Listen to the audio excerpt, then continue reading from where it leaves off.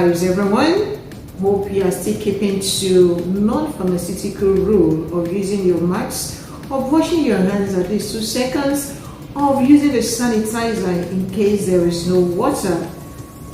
Hope you are still doing that. Coronavirus is still very much out there. So keep yourself safe for yourself and also for your families.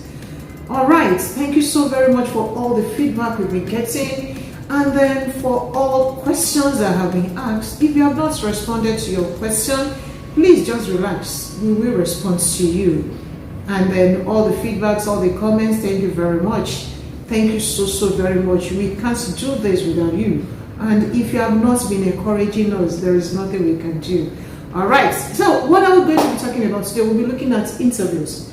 How to nail that interview. A lot of our applicants apply for jobs and they never get feedbacks.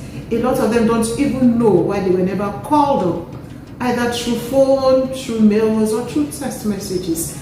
So how do we nail those interviews? What are the mistakes that we as an applicant makes? And even what are the mistakes that employers makes? So let's go. How do we nail interviews? You know, a lot of times we apply for jobs. Applying for a job is one step. Selection is another thing. And being called upon to come in physically or to come and take computer test-based exam is a different ball game entirely. So there are stages, there are processes for you to be called upon, for you to get that interview, for you to also be given and letter for you to resume, and for you to also accept that you've been given an offer to resume. Okay, so there are stages, there are processes to all this. So we'll be looking at interviews and then what the employers do. What do we do also for us not to nail those interviews? Some get feedback, some don't even get at all. So if you are lucky, if you get those feedbacks that this is what you've done, this is the reason why you did not qualify, thank you. And if you never got any, can you please go back and check, why was I not invited? So we have some things that we just need to discuss within ourselves today, some things to teach us, some things to let us know the reason why we've not nailed those interviews, why we've not been called upon, or why we've not even received a letter for first stage of selection. So what are those? Let's look at them. Those things that applicants have control over. There are some things that you don't have control over. You don't have control over them. There are some that you have control over. So we'll be looking at those ones that we or applicants has control over. What can applicants do to give themselves or a chance to ensure that they are being shortlisted? What are those errors that we do that are within our control? What does the employer consider when they are choosing candidates for interview? So let's look at all those things. Let's see how those things affect us. Have we been nailing them? Has there been anything that we did not do? Or we've done all, it despite all, and we never got called upon? Let's examine some of them. To increase our chances of selection, to increase our chances of getting that phone call, emails, to increase our chances of receiving that letter after we must have submitted our application. What are those things? So number one is go for jobs that align with your skills. Not every job that is made for you out there. Yes, you are desperate, you want to get a job. Yes, you are desperate, you want to work, you want to make an ends meet. But if you really want to make impact, if you really want to add value, you need to look for those ones that actually align with your skills. Upgrade your skills. Be up to date with your skills, your achievements, advance in whatever it is that you know you are capable of doing. Okay, even sometimes your skills, you do not even have those skills, but you have the experience. Please amplify them in whatever way you can. In your letter, in your cover letter, in your CV, find a way around it to put all those things inside your CV, whereby the employer sees them, and you are even called upon for an interview physically, or while you are there, you blow them off and say, this is what I can do. Why don't you try that? Then, and number 2, follow the application guidelines. Follow the application guidelines. When skills are being put out there for applicants, there are guidelines to all these things. There are guidelines. Some even put you there, use a particular fonts. Some tells you don't send your application by Word. Some tells you send it by PDF. Some tells you the passport you're going to put should be around this size. Follow the application guidelines. And if you don't have relationship with the recruiter, please do not call. Do not call any recruiter. Do not call them. Just do what you need to do until you are told, oh, if you cannot get response, if you did not get response from me, please call me within this particular period. When there are clear directions about how to apply for a job, please be careful. Ensure that you reach out and do all those things. Ensure that you follow all the guidelines that are there, particularly about the job that you are applying for. Then number 3, have an applicant's tracking system compliance resume. Have an applicant's tracking system resume. You know what we call the ATS. Sometimes it is not human being that sorts your papers, that sorts your CV. There's a machine that does all this. So ensure that the resume that you're sending, your forms, everything you're sending is compliant with the ATS. Sometimes if you're applying for a job and it has to do with what can I use? Maybe an HR. It has to do with an HR. Those words that you use, the onboarding, the telephone, if you apply, there are words that are applicable to each sector that you're applying for. So please ensure that you follow the guidelines. Ensure that every keyword in your job description is there. Use those words and find out if those ATS will throw your application out. So if whatever it is that is on your resume and it is there in your job description, use those words. If you can, let ATS see it. Use those words that are familiar with the job that you're applying for. For some, like I said, like an HR, onboarding, performance management, talent management, payroll, employee, and all that. All these are encapsulated in HR. So whatever it is that you want to, if you want to apply for an HR job, ensure that you use those words. Let the ATS also look out for all those words that actually single you out and let them know that you are applying for this job.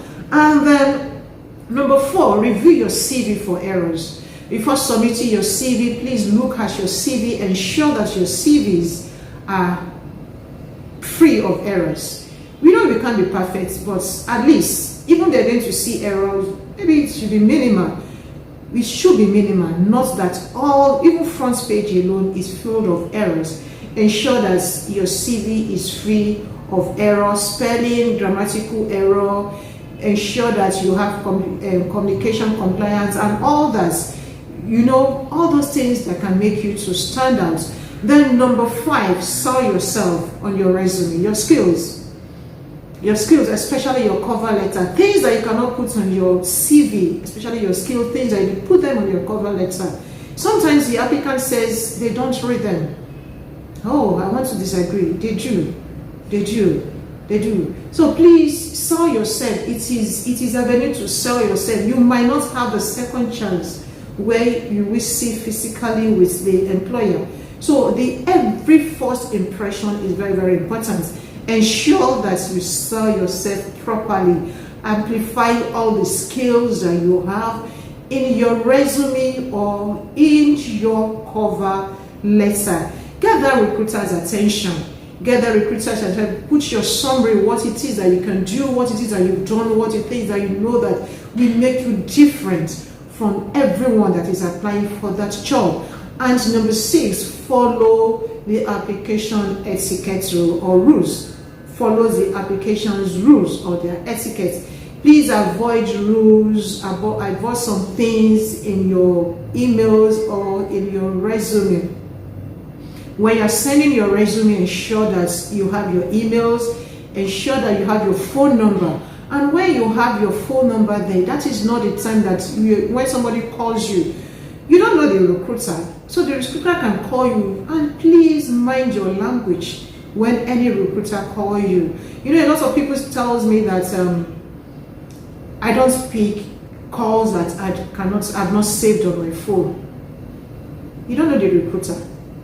So ensure that you are polite whenever you have a strange call. There's not how you get into a conversation with somebody within the next 2 minutes that you will not know if this person is phone or if this person is a scammer. So not at the first instance you had a call and you say, who is this? How can I help you? Come on. A recruiter has thousands of people to deal with that very day. So please be polite. Be polite. The first 2 minutes matters a lot. So that first 2 minutes takes you ahead of everyone. So be polite, whatever it is that you want to do. Even in your email, do not use short words. Do not use short words. Do not send a blank CV or a blank cover letter. Do not also respond to, how will I put it, parts of mail trail.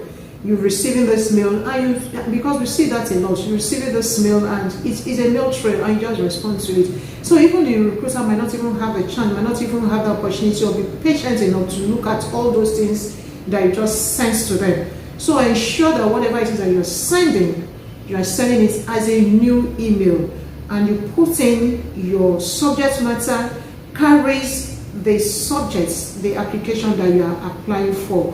Okay, the position that you are applying for. So ensure that you have all this written out in your email.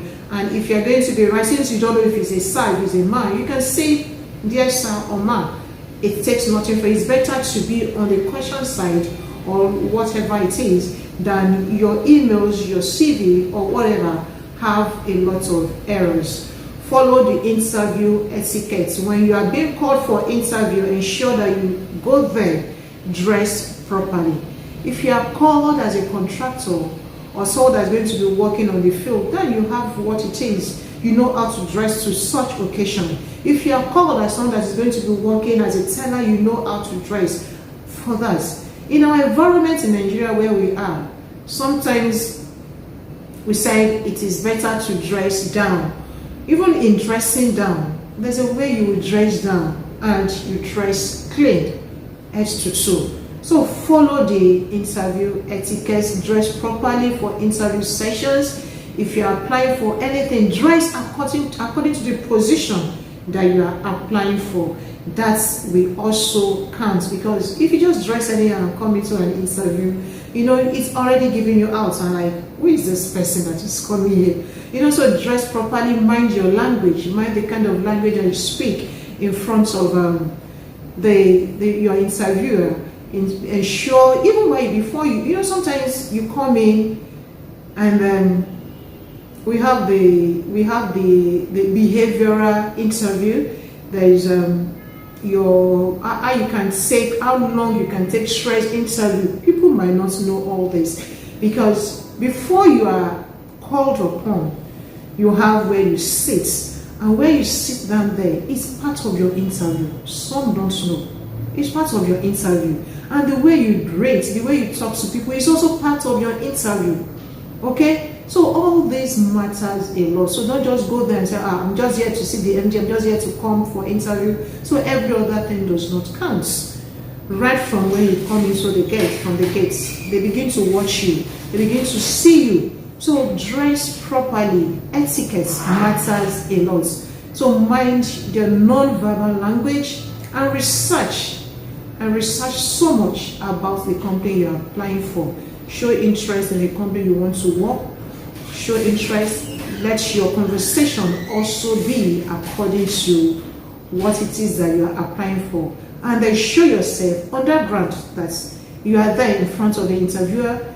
It is time for you to sell yourself.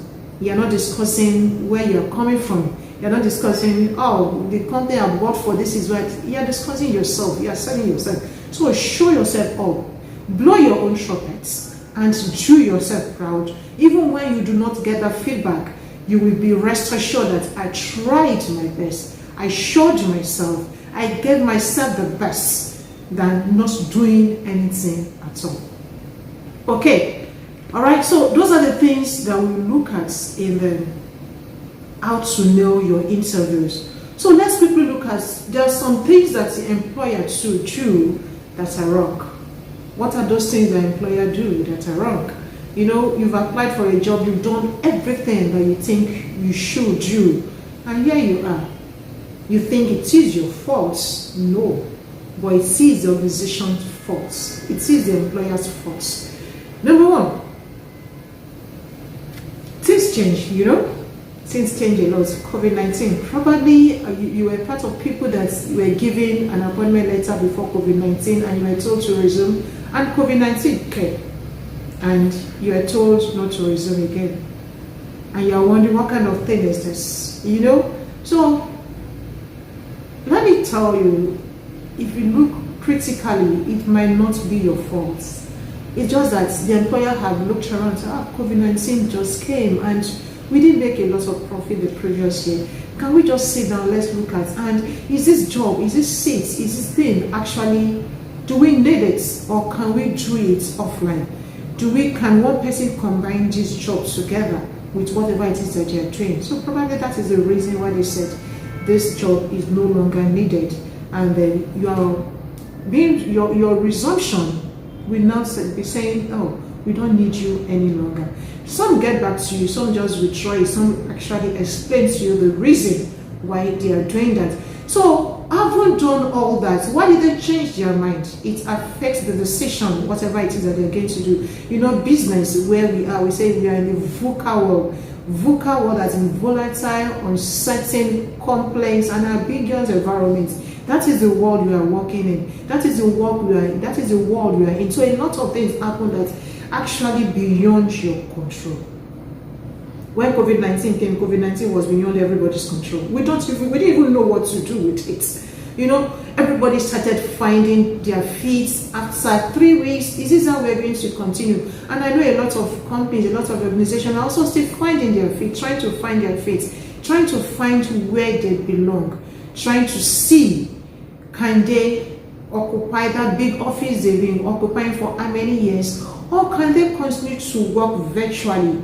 Which one profits them more? Working physically, or trying to say 50% of their workforce should work from home, or 50% of their workforce should work physically on site. So we're in a VUCA world. So as an applicant, so what do employers do that are also full of errors? You know, they might not tell you. And some of them will definitely not tell you some things that they do that they need to, you know, that they need to see that they also succeed. Number one, change in the role of requirement. Like we said, due to businesses, and they just feel, okay, instead of us calling this chap to come and resume, can we look inward? Can we look inward? Can we train our staff? Can we look at position? Can we know who can fit into that position? Can we see it? Internal recruitment. So when you do that, even though they have looked at it and said, you should send in your application, and they stopped it, you do not hear anything, it is not your fault. The recruiter just looked, or the administration just looked at, oh, I think it's better we look inward. I think it is better we do inward elevation. Let's look at it. Let's promote staff. Let's look at someone that can do this job. And then they begin to look, they send in internal application and say, if internal advert, and look at people that can apply to such position. And here we are, you as an applicant that have applied to that position or that position into that organization will not get called upon. One error there. And another thing, you look at it, that probably they want to cut costs. They want to cut costs because there are lots of costs in getting a new applicants, your adverts, your training, the time to fill that position. When you get to a lot of organization, there are lots of attrition. So what should we do in such a position? So it is not your fault. It is just the employer that feels there is no need for us to get an outside application. Let's look inward. Let's promote your staff. Let another staff that will feel has this capability or has this capacity fill this position, or has this skill, fill this position. So there is no need to get the outside application. Number 2, requirement for the job that are advertised poorly stated. If you put a job advert out there and the requirements you put there, you are not being defined, it is not being defined, you are not being specific, you won't get good candidates that will apply for this job. And you that is good, that you know your skills and you're not so desperate to look for a job, you will not apply for such position. So when requirement for a particular role is poorly defined, you don't get potential candidates to fill such position. Number 3, job descriptions combine too many skills. I've seen it. When you see when you see an advert and the job description there, you must have this, you must do this, you must have 25 years experience, and you are looking for a receptionist or a secretary or a teller, 25 years experience, and they must just be coming out from university. How does that match? You understand? So how do we, what's the correlation? How do we combine those together? 25 years experience, and you must do this, you must do that. So the job descriptions and the skills that were advertised for this particular role has so much skills that even those outside there do not possess. So when you do that, you that do not have such skill might not apply. So this also is employer's error. Number 4, no recruitment plan, no assessment criteria. They are not properly cleared, they are not defined properly. The recruitment, you want to advertise for something, you just say you are looking for a secretary. What are you looking for? What are the skills you're looking for in such a secretary? What are the things that you're looking for in such an HR? What are the things you're looking for in such a position? Okay, so what are those things that you think you want to get for a potential candidate? So when we are talking about employers branding, it is those ones that are there that will brand your company. It is those ones that whatever it is that you're branding your organization with, and those your employee are going to be the one to brand them. So those are the things that you must put into consideration, that I've done all I could do, but still yet I have not received a letter or a call for an interview or be selected. Number 5, poorly designed assessment tool, which makes them miss good candidates. ATS also makes its own mistake, because well, like we said, CVs cannot be 100% perfect. So whereby the ATS begins to throw out some candidates and say this one is not qualified, this one is not qualified, you throw up of good candidates. You throw off good candidates because probably they did not put the subject matter where they're supposed to put it. Probably they did not put their signature in their cover letter. Just small mistakes that a candidate, a potential candidate, a good candidate could have done. ATS will throw such candidates out. Employer's error, not the employee's error, not the applicant's error, rather. Inexperienced assessors, inexperienced assessments and all that, when people that are actually interviewing people do not even have that experience to interview such a person. When you see a good candidate, how do you identify a good candidate? How do you identify a potential candidate? How do you identify that this person has skills but might not have the qualification? How do you identify that?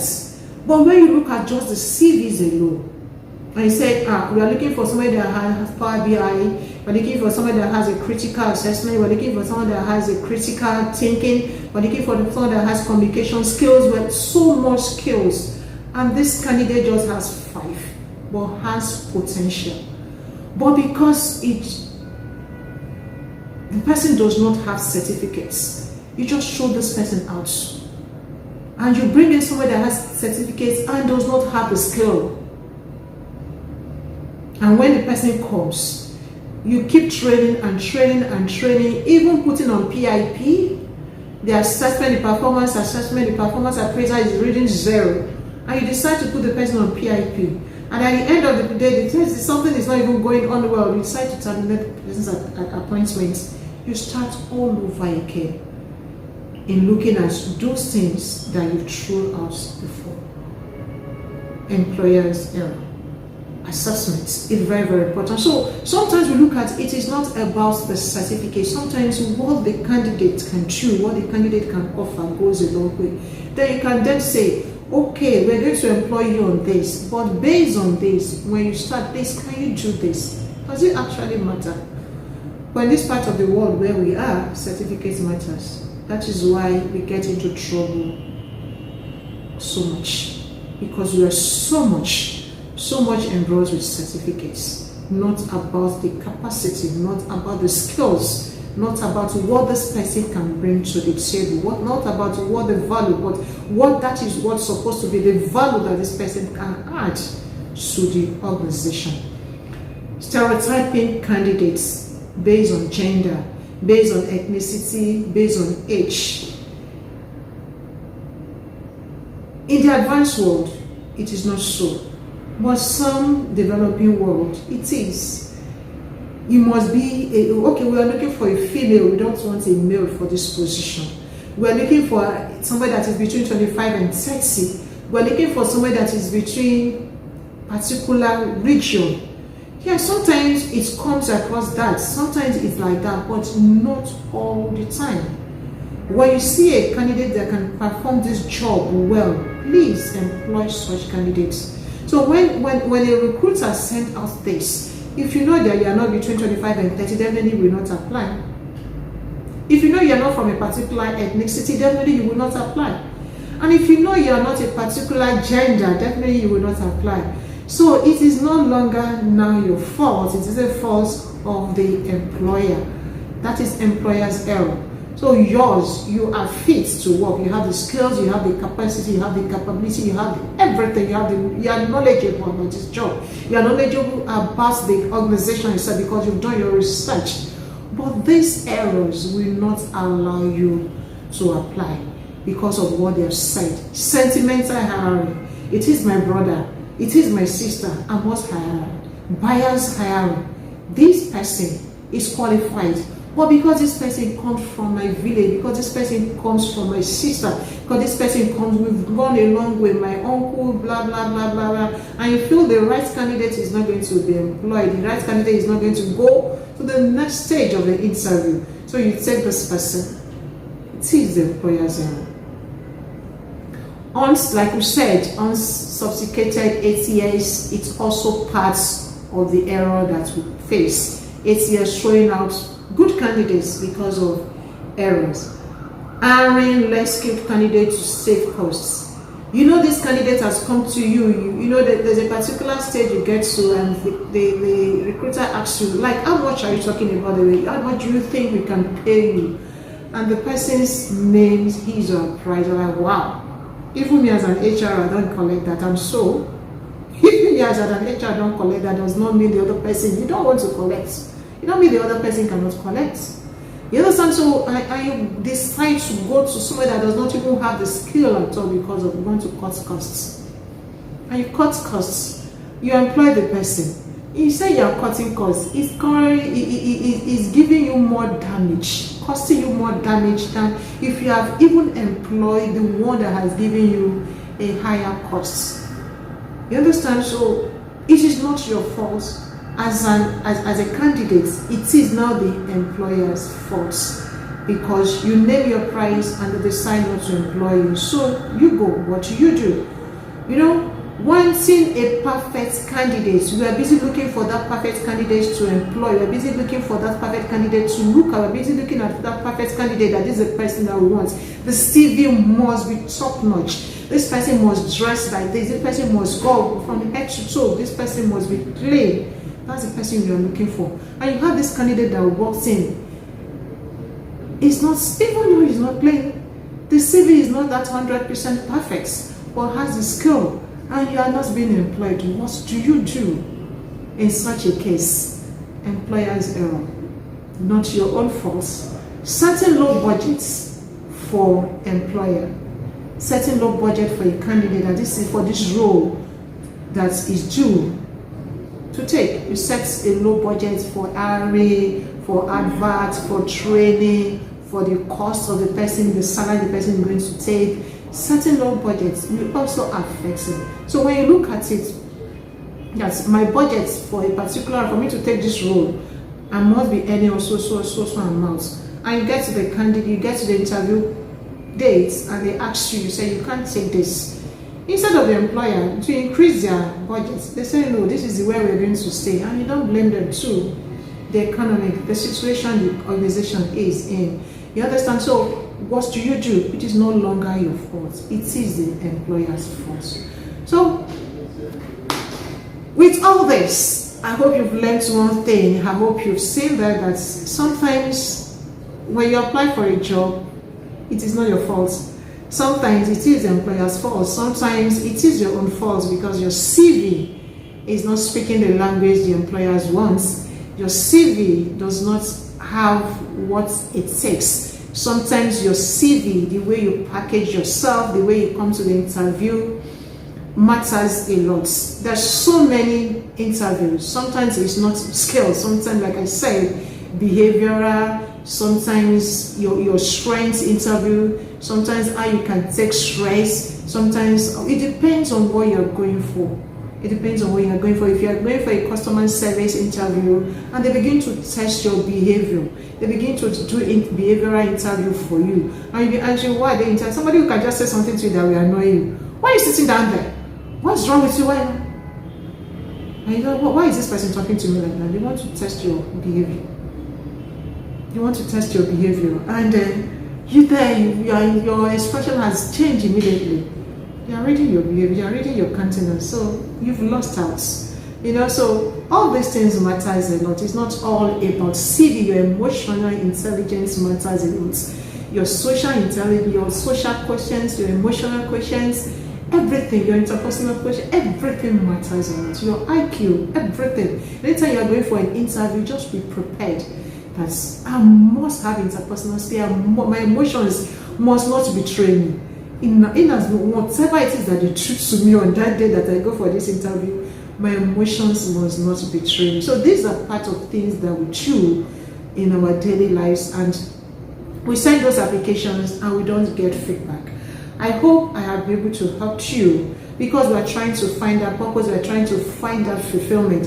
And if you don't get a job that will propel you to your next stage, that will help you to fulfill your career, how do you find that fulfillment? How do you find that purpose? But here, that is why we are here. We are a solution provider, helping you to find that purpose, helping you to find that fulfillment. And I know we're still going to get your feedback from this, because we know we've touched something that is very dear to you. Finding that purpose, finding that fulfillment in how to nail that interview. So thank you so very much for joining.